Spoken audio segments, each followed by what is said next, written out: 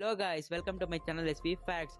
Guys, నేను మీకు ఈరోజు ఒక ఇంట్రెస్టింగ్ ఫ్యాక్ట్ చెప్తాను. కానీ అంతకంటే ముందు మీరు నా ఛానల్ను సబ్స్క్రైబ్ చేసుకొని దాని పక్కన ఉన్న గంట సింబల్ను ఆన్లో ఉంచుకోండి.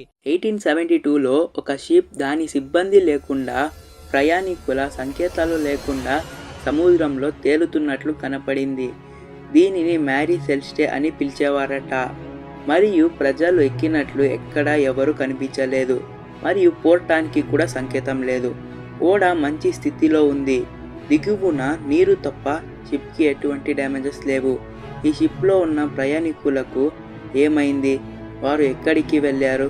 సంవత్సరాలుగా ప్రజలు అనేక థియరీస్ ముందుకు తెచ్చారు.